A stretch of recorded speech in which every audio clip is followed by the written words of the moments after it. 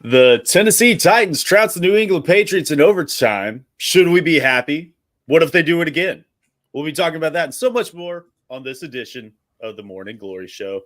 If you're checking us out for the first time or a repeat customer, welcome in. Do us a couple favors. Head over to the Glory Day Sports YouTube channel and subscribe so you can join us every Thursday morning live and hop in the comments section. But also enter you into the chance to win a free signed Tajay Spears jersey. We'll be giving that away as soon as we hit 1,000 subscribers, get closer by the day. If you're one of our audio-only Spotify, Apple listeners, make sure you leave us a 5-star review over there. And lastly, if you're over on Twitter/X, make sure you hit that retweet button. But as always, I'm joined by the all-ball knower, Mr. Optimistic himself, Jonathan Miller. How you doing today, Jonathan? Feeling a little less optimistic myself. Yeah, I mean, okay. I mean, Titans win. You can't be entirely upset, right? Like, it's still a win. And it was still, good for morale and some of the other things. Whether I agree that it was great for us in the long term, not, necessarily, but win's a win. A win's a win, and we're not going to see many of them this season, more than likely. We got our second in the books now under Mason Rudolph. Will Levis is still without a win to this point this season. And at the end of the day, you got to take the small victories. This isn't going to take their draft stock by any means. They're still picking in the top 10. So enjoy it while it lasts. We'll be talking about the Chargers matchup today. And this is one that the Titans are not going to be favored in any other game for the rest of this season. So you got to take the small victories. But this was also a game where a lot of transpired in the injury front. This is already a beat-up secondary under Denard Wilson.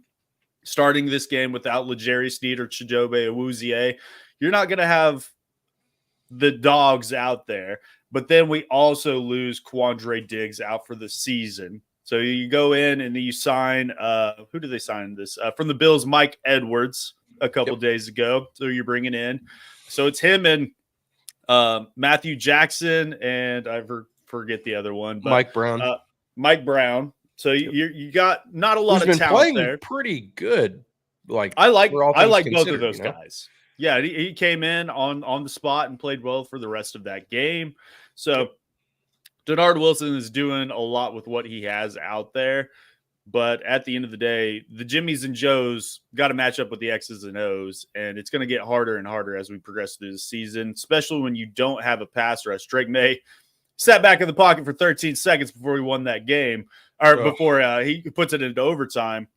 And that was I was watching that game at the gym. I was at practice for a competition here in a couple months, and I see them drive the field, and I pause it because I'm talking to somebody.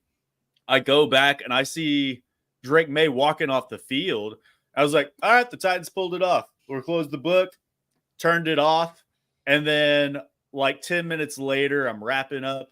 And I get all these notifications. Just shout out to the Glory Day Sports Fantasy Championships. We got 3 leagues over there. Everybody's asking, are we happy? I can't believe that happened. I was like, what is transpiring? So I go back over there and hit play again. I was like, of course. The Titans do what Titans do. And Drake May puts it into overtime. Ultimately, drive the field, kick a field goal. And then to end the game, I don't think it's by any chance that our other co-host is missing today off the walk-off Amani Hooker interception, 2 in the game. So overall, this was not a pretty performance, but they got the job done at the end of the day. And then as we progress in move to LA, it's going to be an interesting matchup with 2 first-year head coaches with the Harbaugh over there. But they are having a very good season right now. I think these are 2 pretty similar teams, though. How do you think these teams match up going into this week? Well, I want to touch on the Patriots stuff one time briefly, because I feel like this was a really big topic of conversation. I didn't make any content on my TikTok or anything just because I was really conflicted by it. But one thing I do want to address is that my initial reaction was, oh no. You know, it was like the 2016 Donald Trump gets elected and the lady goes, like the meme where she's like, no, that's how I felt right after that win. And it was strange for me because I've never not celebrated a Titans win. But this one I felt really strongly about that we needed to lose. And obviously my thought process is very simple. I've been beating the same drum all season. Well, you know, I guess since things are kind of turning sour, I guess I should say.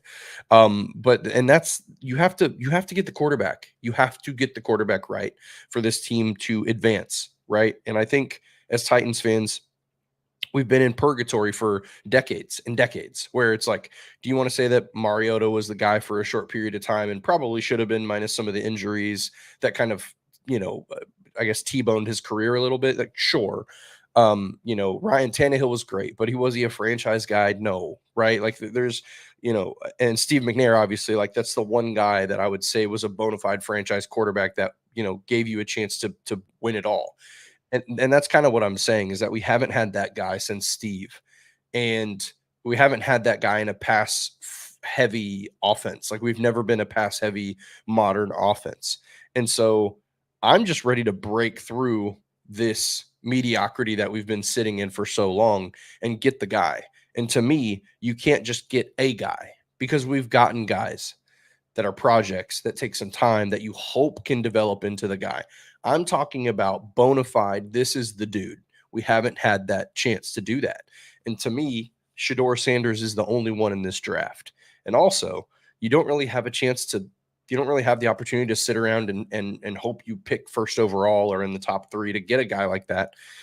It just doesn't happen. It's very rare. This team is probably going to be too good to land in the bottom 3 beyond this year. After you add more guys, you add some more continuity with Brian Callahan. He gets better as a play caller. Like there's just a lot of factors here. So to me, it feels like you have to strike while the iron's hot and take the opportunity of being a bad football team and go get that guy. So that's why the loss to the Patriots, I was kind of hoping for, to be quite honest with you, because they're going to be a bottom 3 team as well. They're really bad. And at the end of the year, you're going to be looking at a tiebreaker that could be the difference. And I know a lot of Titans content creators and people out there are saying, well, it's just one win. It's not that big of a deal. You're still going to finish bottom, whatever.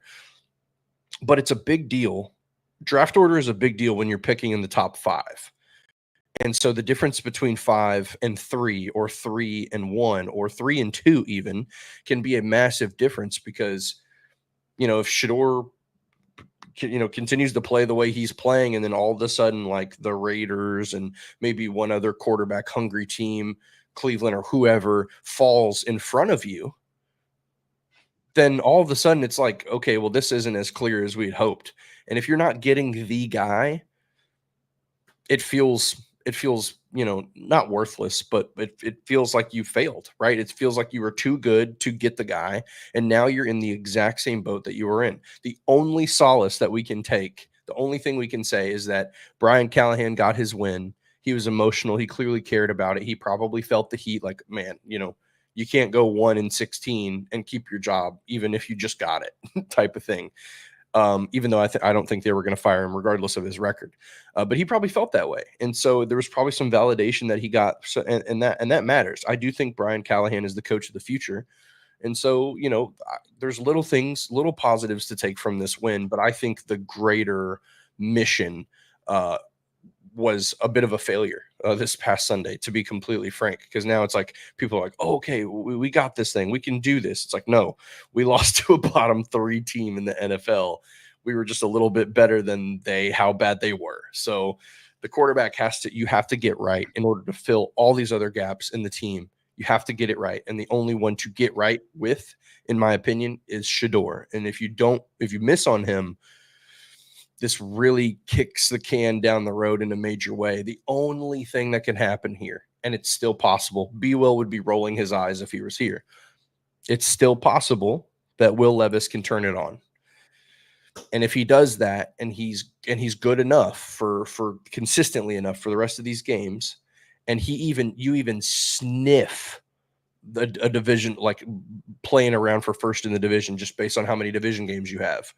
If he's able to make you competitive enough to where you're close, then maybe he is the future. That's really our best hope at this point. Because if we accidentally win 5, 6, or 7 games and we don't feel good about Will Levis, then we are in a rough spot. And that's my greatest fear.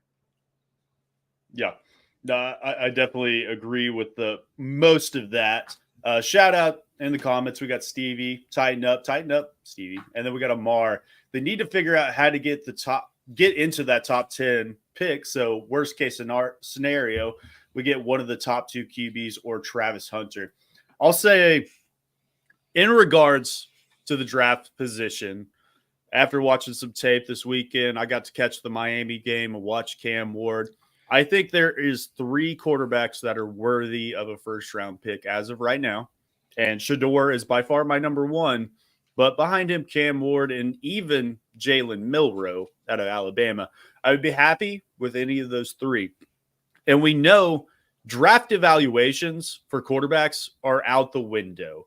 I mean, we were talking, we're 2 years out of the road of where Bryce Young was the definitive 101, and CJ Stroud comes out right behind him and has been playing so much better. And Bryce Young is almost out of the league at this point. Still starting, got his job back, but I don't think anybody's questioning who's the better quarterback there. So I'm not going to just say Shedeur is number 1 and he's going to be the guy, and that Cam Ward or Jalen Milroe or even Quinn Ewers or whoever can't step up. Sometimes you fall into those situations. So with the win, I think it goes back to this team just needs to figure out how to close games.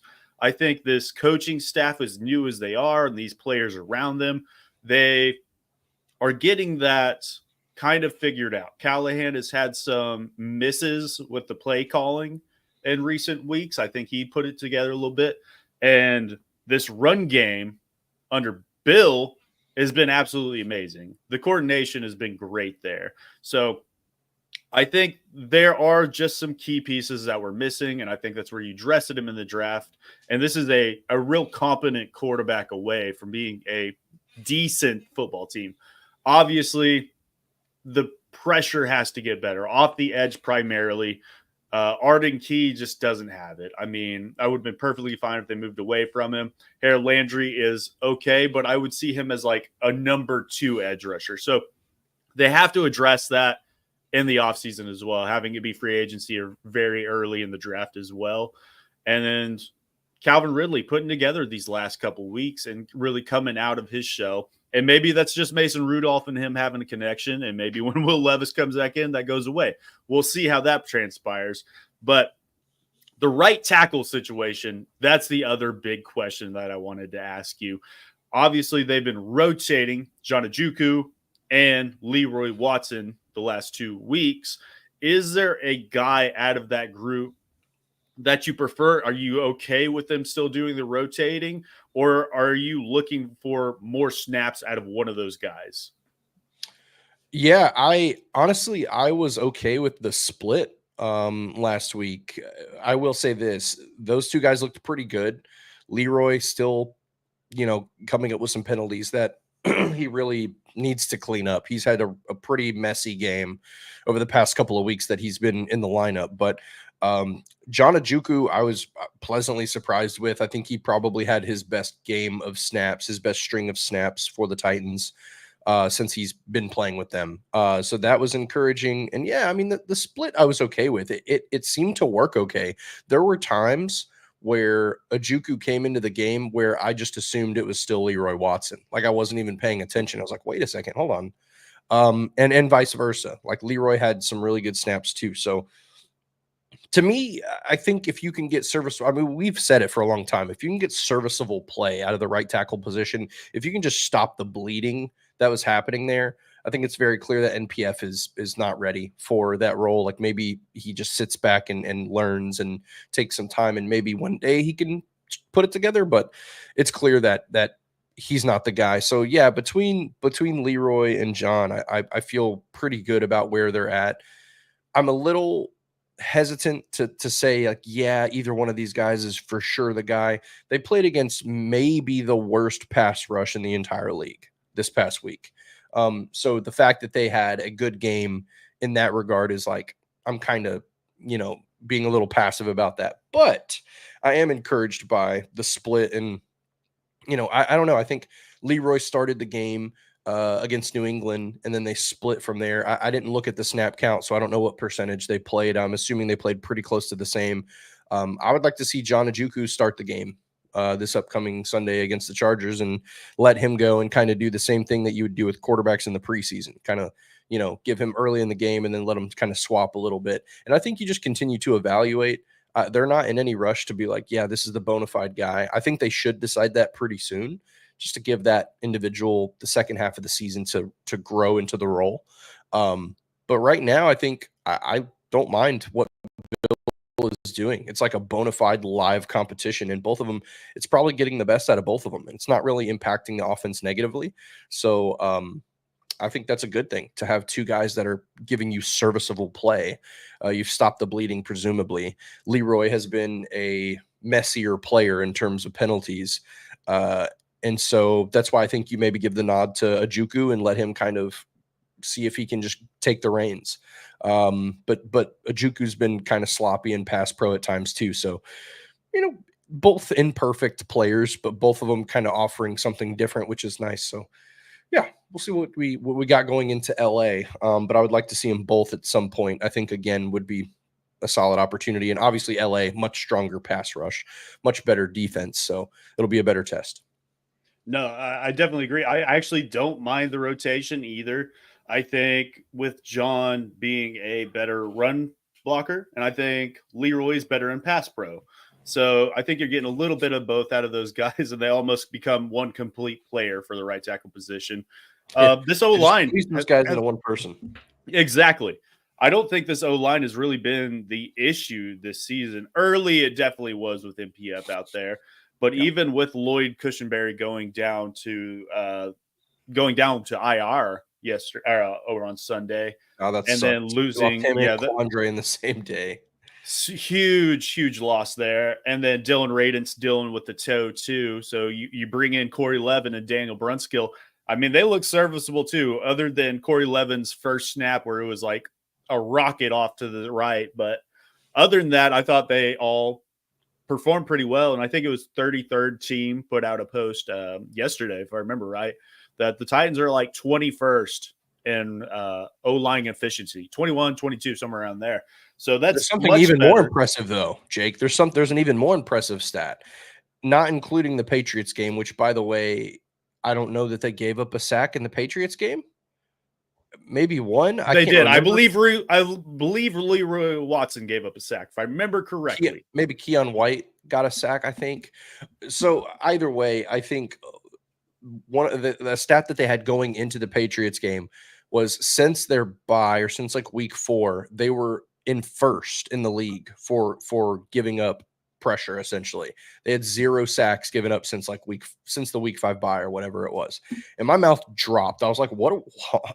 I couldn't believe it. It was something that somebody else posted, but then Jim Wyatt also had a post that kind of corroborated it. So, and then granted, it was you were counting for one less game because they had a bye week built into there, but still, being first in not giving up sacks since the bye. Up until, right before the Patriots game. I mean, that was insane. So we can't really be upset about how the offensive line is playing right now. I mean, they're playing pretty clean ball for the most part over these past several weeks. So I was like, I think I tweeted, I responded to that tweet and I was like, bad day for the, Levis is playing poorly because the offensive line sucks crowd. And I was like, it's me, I'm the crowd. Right. So it's like, yeah, you can't. That was a big argument, and I think that was a fair argument last year. And at the beginning of this year, it was awful.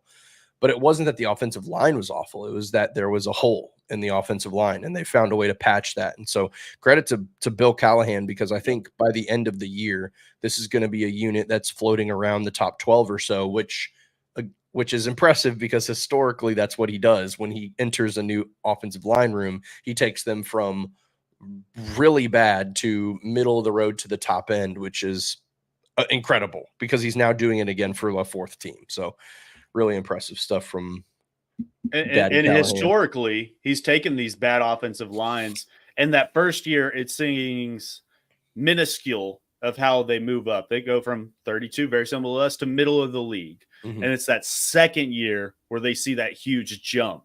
I think the Titans are seeing that live in front of us. We're already seeing the progress.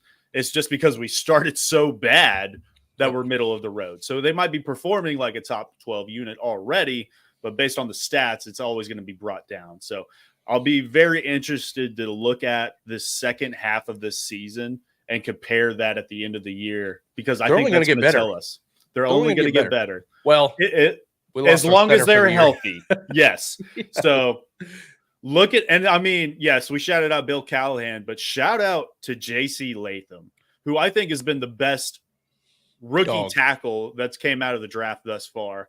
And then they put out the mic up speech from Sunday. This dude is the lead.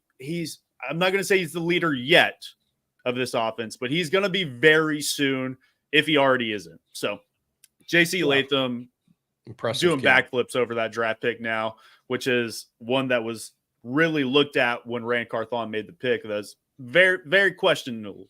So Rand Carthon goes out. He drafts JC Latham and T'Vondre Sweat, two of the best rookies thus far this season. And Jarvis Brownlee Jr. is one of the better corners that he should have 2 picks. He should have 2 picks right now. Yes. Yeah. So Rand's doing a great job. I think Bill Callahan's doing a great job. Brian Callahan is learning and progressing as a coach. And Titans fans, we talked about it way before even Mike Vrabel, that they need to bring more analytics into this building. I think Brian Callahan is almost solely relying on the analytics. And I think on Sunday, we saw a little bit more of him going off the field of the game, which it is a marriage between the two. So I think he is progressing very well as well. And Denard Wilson, I think Denard Wilson is what Denard Wilson is. I think there are times where he needs to adjust specifically in the second half, but he's doing a great job, and he's probably going to be here for another season. So these guys are just going to get to learn more. So this team is getting close, and we might just be one more offseason away from being competitive. We're not talking about playoffs on this channel. It's not going to happen. No. Well, look. Nothing's impossible. I get that. I am not completely okay. I can't believe I'm about to say this. I'm not completely out on Will Levis yet. For me, and what I mean by that is I don't think the evaluation is done. And so I am encouraged by how the rest of the team looks. I'm encouraged by how the offensive line is greatly improved in many ways, which is a really big deal. I'm encouraged by guys like Nick Westbrook-Akine, who from the moment he stepped in the building when he first got here to now, it looks like a bona fide wide receiver 2 right now. I mean, this guy is playing out of his mind. So really happy with how he's developed. It sucks that Traylon's kind of looking like that he's done. But it's encouraging to see that Nick Westbrook-Akine is kind of what you hoped Traylon would be. So it's nice to kind of have that wide receiver, that's going to be there for you. It's also encouraging to see Mason Rudolph move the offense and over 400 yards of total offense in a couple of weeks like that. That's a really big deal for this team. So watching him pilot the offense, I don't think he's the guy by any means, but it does give me hope that this offense can work. And it does tell me that there's nothing wrong with Brian Callahan's scheme. Like, you look at the numbers, like Calvin Ridley's been one of the most open players the entire year. And you can clearly see it in the game where he opened up against Detroit, where he was having a historic day. That is what Calvin Ridley should be for this team. And so I think the point I'm making, and then obviously the defense is very promising. a couple of holes here and there, but I think largely a lot of some of the issues that's happening with the defense is because of how poorly the offense is playing, keeping them on the field when you have to have,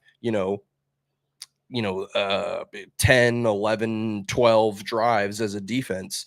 Eventually you're going to break. Like, it's a bend, don't break mentality for every single defense. So if your offense can't stay on the field and put points on the board to make it easier for you to go home with the win, like, there's only so much a defense can do, right? So I think ultimately everything falls back on the quarterback. And if Will Levis can start to put this thing together, he's had time to sit. The pressure is off.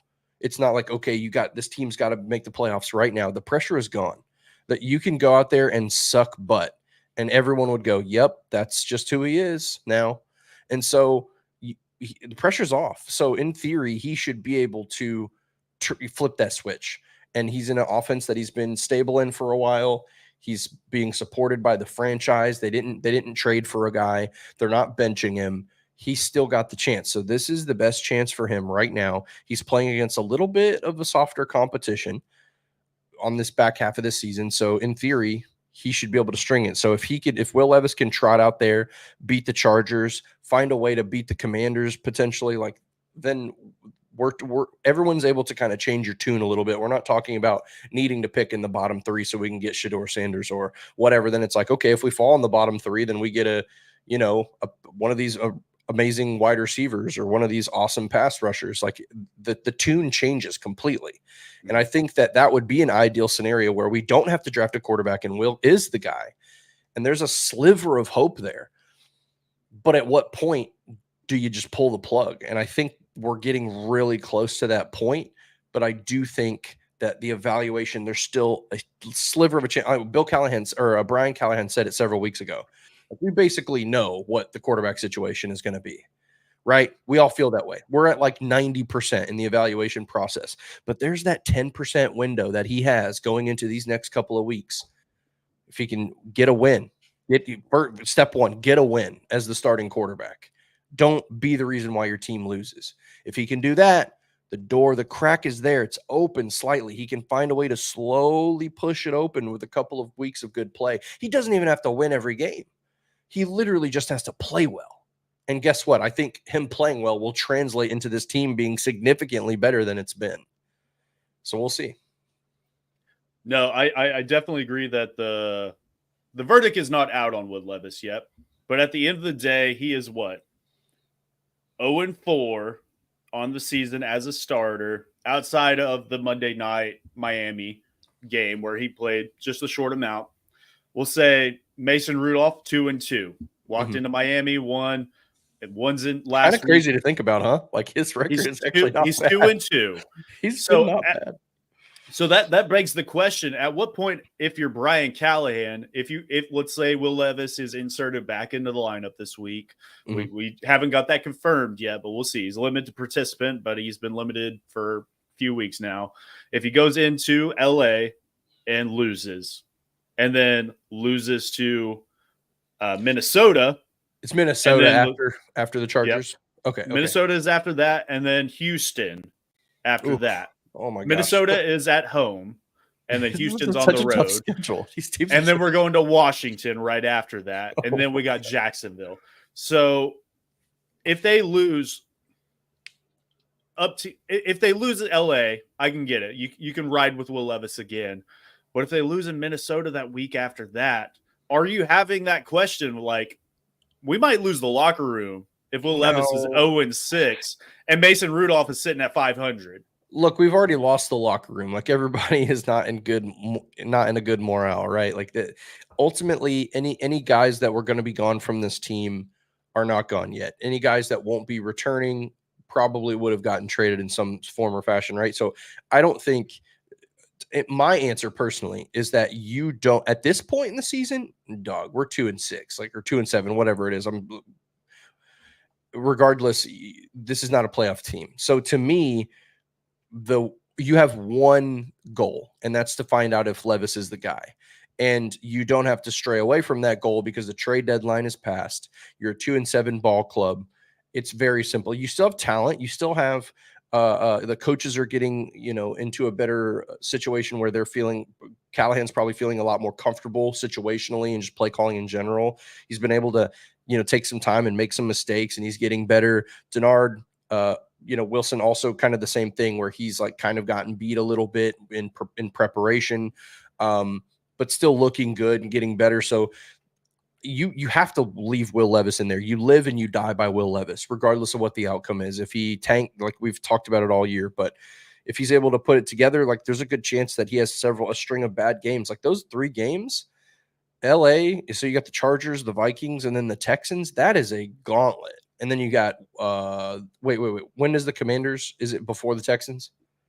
It'll be right after the Texans. Okay, so you have a 4-game gauntlet of Chargers, Vikings, Texans, and Commanders. Minnesota. Like that is really, really rough. So to me, I mean, if he could even come out 2-2 out of that 4-game stretch, if he could find a way to win a couple of those games that we're not going to be favored in, that we're not supposed to win, then I think that sparks a little bit of hope and gives him, because that's what he needs, man. This entire season so far for Will Levis has been a mental train wreck. He started really bad, and it was really, really bad. And so it just put him in an absolute spiral. He probably felt like his career was going to end. He's never going to get another shot in the NFL. All of the most horrible thoughts are going through your brain at that point as a player, as a young player. And so he's enduring all of that trash, the sky falling on him. And so now that if he can shake through that, now the pressure's off, but he's got some really big games. And if he can find a way to win a lot of these games or even just be really good in those games, then I think that the Titans can be encouraged enough to stick with him. And then you don't necessarily have to be in this tank for Shedeur mindset, and you're going to be bad enough to get a great player you're still going to be a bottom 15 team in the NFL. You're still going to be picking top 15 no matter how well Will really does, if we're being honest. And that's still a really good player. And that makes your team better. And then you feel a little more encouraged sticking with a guy like Levis. I think the Colts, for example, are not doing the right thing. They're basically like, okay, let's just bench our young quarterback that definitely needs the reps, that definitely needs a chance to be the guy. I mean, it's not the answer. You don't spend a top 5 pick on a player and then bail on him. You just can't. You spent a top 5 pick. You have to stick with him, even if that means that your football team is going to suffer a little bit. And both of our teams are kind of in different positions. Like Joe Flacco is just a better backup that's doing a good job for the Colts, and they're winning games that they shouldn't, and they're competitive. The Titans are not winning those same games that they shouldn't. And their quarterback, our backup is a little worse, in my opinion. Flacco is just a better quarterback. And so we're kind of in very similar boats where we have second-year quarterbacks that we're like desperately need to figure out if he's the guy.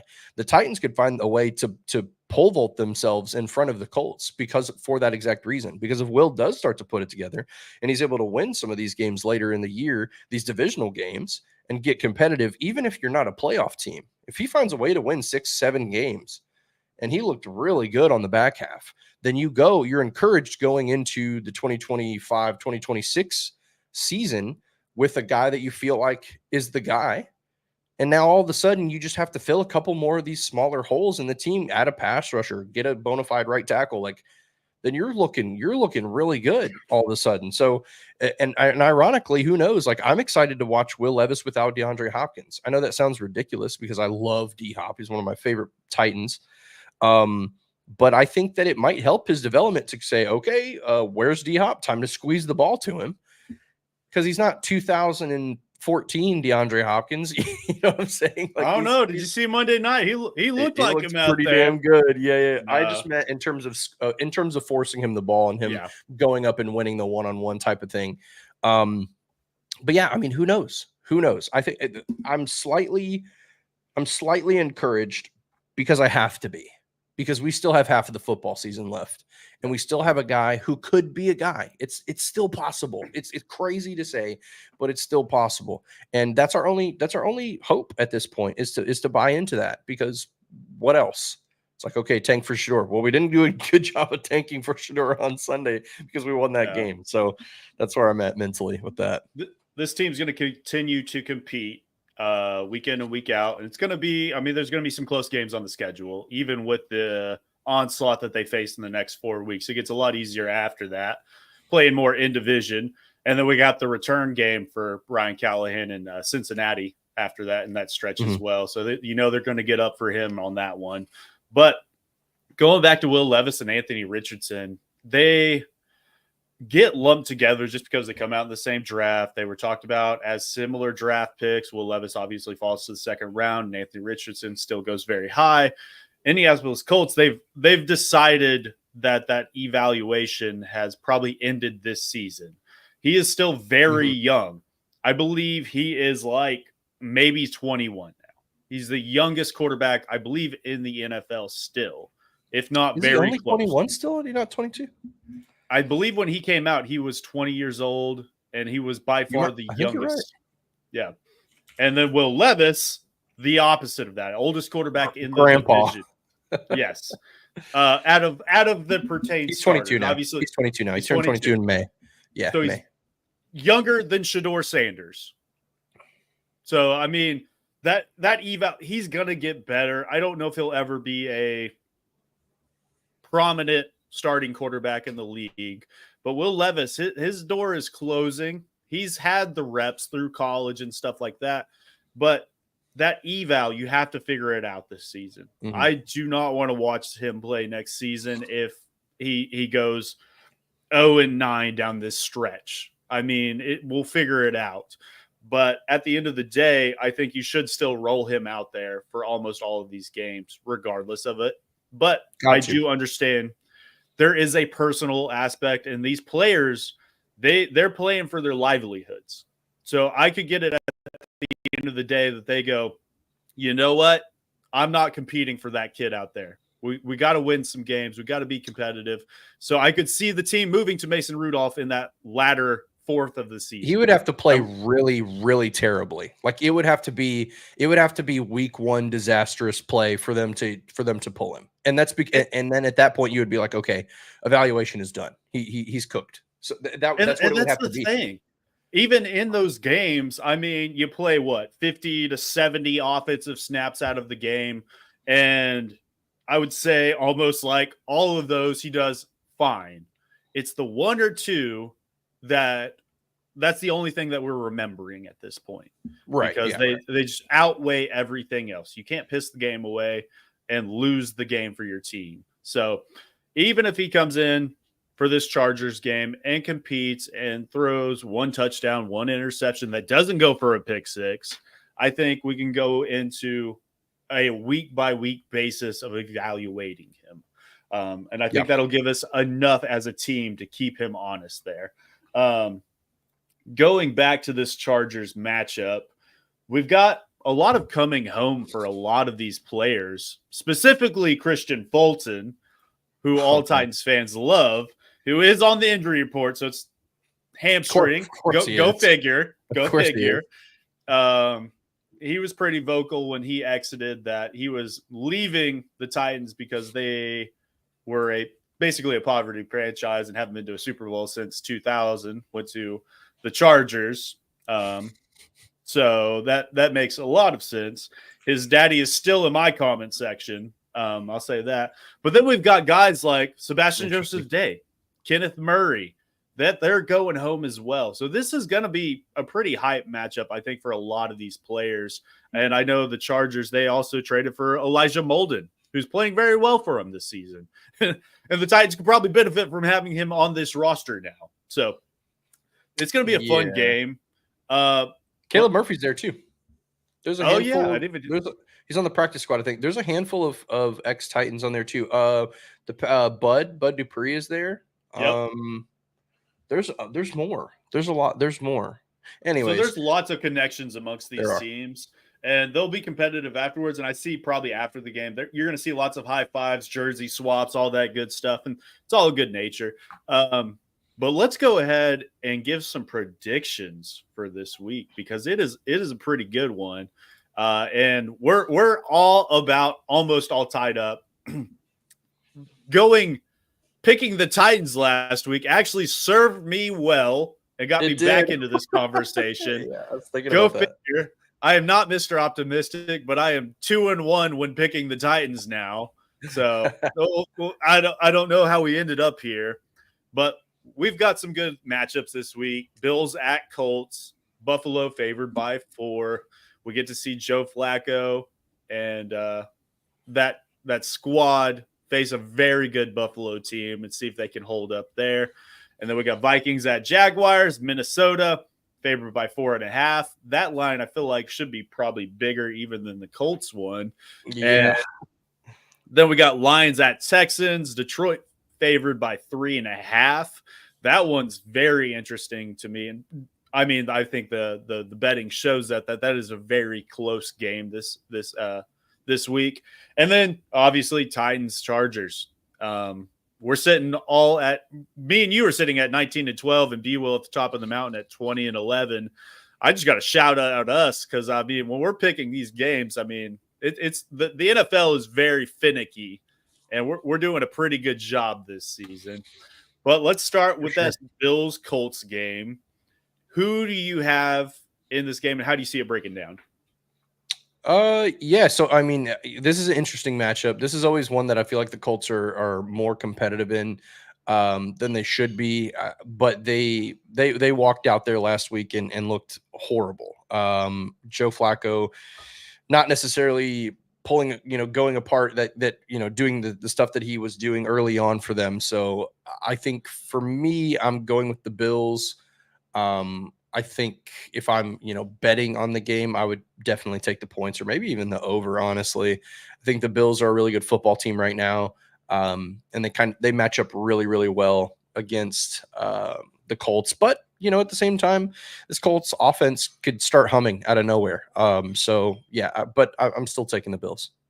I do not think this Colts team is going to start humming this week. They haven't scored more than 20 points in the last 4 weeks, and I don't think that is going to be enough to keep up with Buffalo. I think Buffalo wins this game. I think they cover. I think it's probably going to – I think Buffalo puts over 30 on them. I think it'll be like a 31-17-ish game or something around there.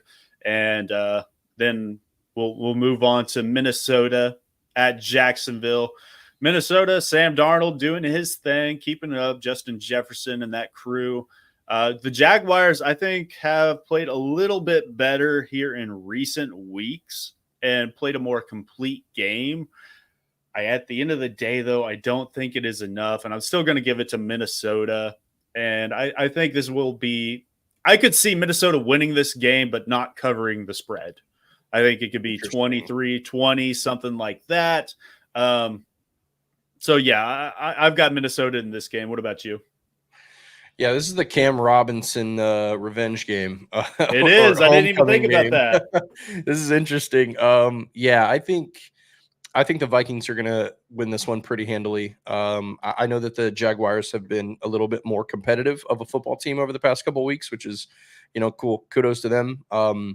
But I think this Vikings team is still really good. So I got the Vikings. I think they're gonna do more than cover. I think they're gonna probably win by a touchdown or maybe 10 points.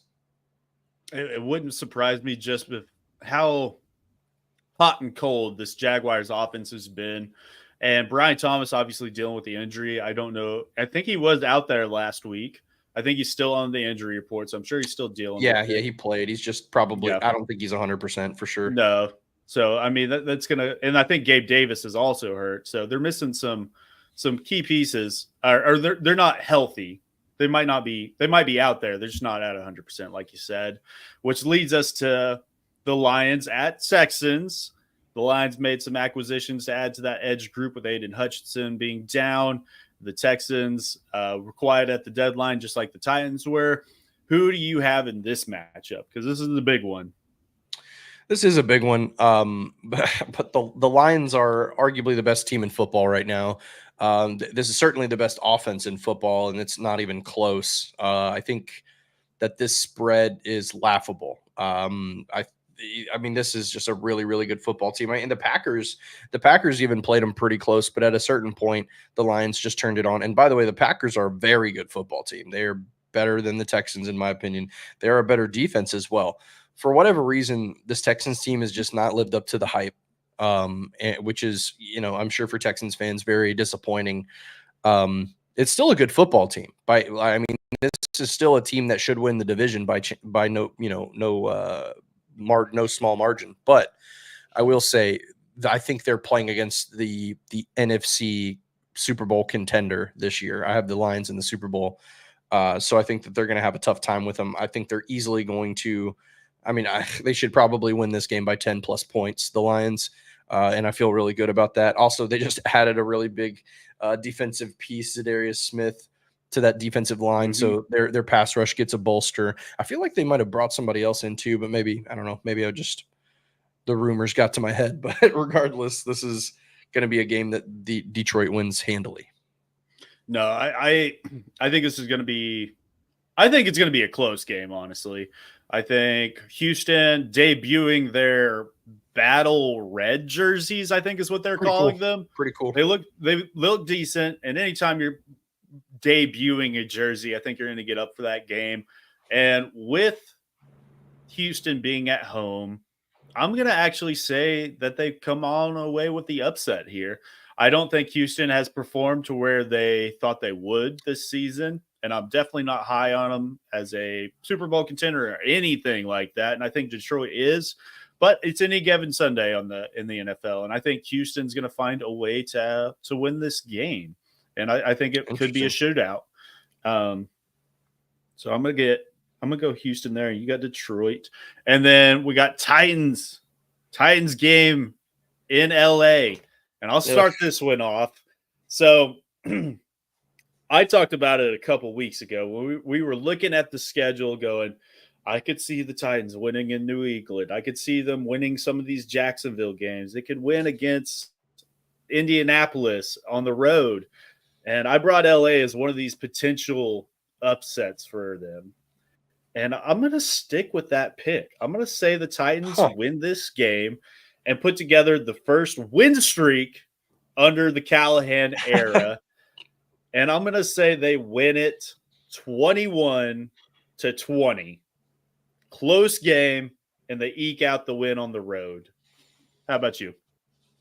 You know, I've given this one some thought too, and I was fully prepared to predict a Chargers win. But I think I'm going to go with Tennessee also. And I didn't I didn't think that was going to be the case. I think it's going to be a close game. I think it's going to be low scoring. The prediction that I have is I have the Titans winning 20-13. And I think the reason why they're able to win is because I am actually predicting a good game from Will Levis.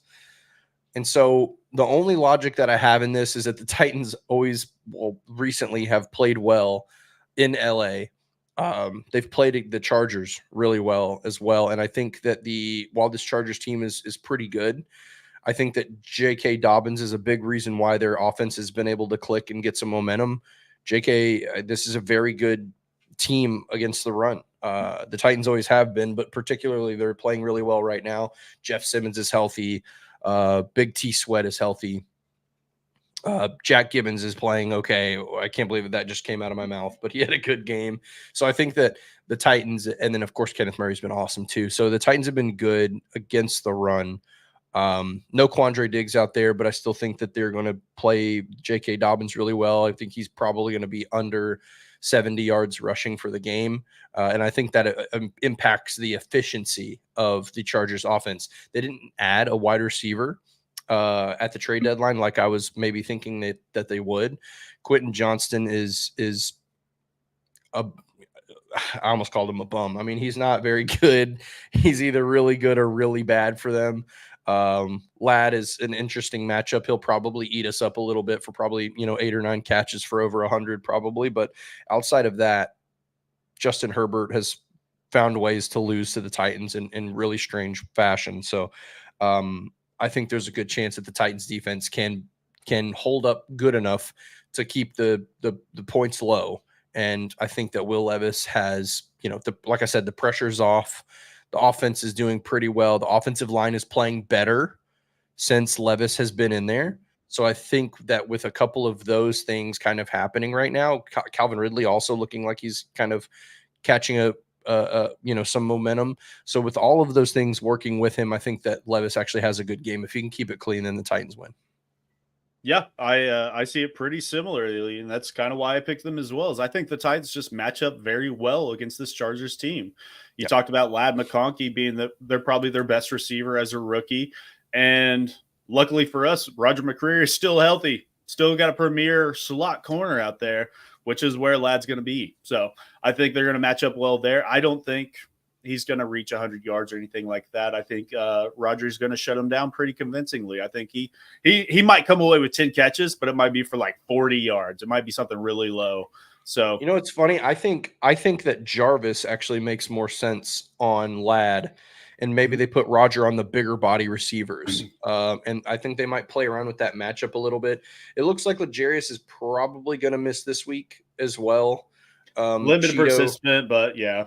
Cheeto probably going to miss it as well. Well, I think is Cheeto still in IR? I think he is. I think he is. He is practicing though. Did he even go to IR? I don't remember. He's the limited participant on the practice report. I saw that. Either way, we're probably going to miss those two guys, which is a bit of a bummer. But I do think that Jarvis has been playing well enough. Darrell Baker, is that his first name? Am I messing that up? Yes. Yeah. Darrell Baker's looked pretty good too. So I don't think the Titans are necessarily hurting at corner, and they should match up against those receivers well. But yeah, I think that the physicality of Jarvis Brownlee Jr. might pair nicely against Ladd, who's a technician route runner. So we'll see. But yeah, I agree with you. I think the biggest matchup to look at, though, the biggest one is the J.K. Dobbins against the Titans defense situation, because not being able, a Harbaugh run scheme not being able to get going the way that they want it to is probably going to cause Herbert to have to throw a little bit. And this is a better Titans secondary than what we were the last time we beat Herbert. So, and by the way, Herbert also had Mike Williams at that time, and his wide receiver situation was, I don't know if it was necessarily better, minus a Mike Williams plus a Ladd McConkey.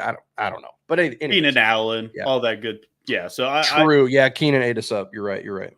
And you didn't say it. Quinton Johnston is a bum, in my opinion. I've had him as a bust ever since he was at TCU. So I don't think he's a good receiver. He's had a better year this season. I will give him that. But that's who I want to see Jarvis Brownlee on. Because Quinton Johnson, even as big as he is, struggles with press. I don't get it. It doesn't make sense. The man is a pterodactyl. But I think Jarvis Brownlee will handle him on the outside, or Darrell Baker. I don't think it makes a big difference there. Another prediction. Jarvis Brownlee Jr. gets his first pick of the year. I would love to see it. I want to see this team find a way to come up with a fumble recovery. Yeah. Have we had a single one? We did. Yeah. Arden had a strip sack last week, and that's Big Jeff recovered. Yeah, that's true. We got to cause some more turnovers. That's the one thing that's his defense. Look, you win the turnover differential, and then you win. You win! Game. Wow, what? That's crazy. Yeah, so you got to do better on that front, but at the same time, the offense can't give away the football either. Which, if Will Levis is in there, that's what we'll be watching. So, should be an interesting matchup. Obviously, we'll get B. Will's picks as always. He should be back next week, he said. So we'll see. We'll hold him to that. But we appreciate everybody in the comments, from Amar to Stevie to Deagle. We appreciate you guys. We will check y'all out next week. Follow us on Twitter /X at eSportsValen, Glory Day Sports.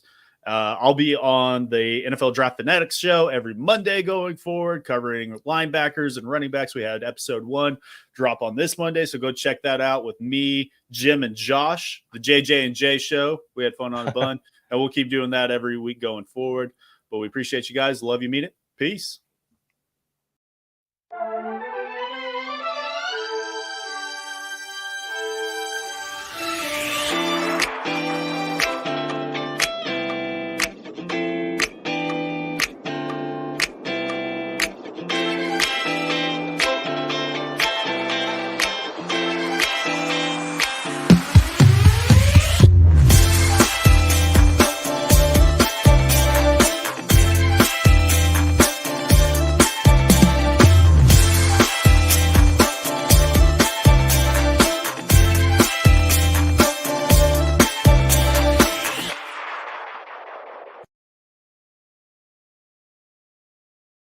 Where did we go? There we are.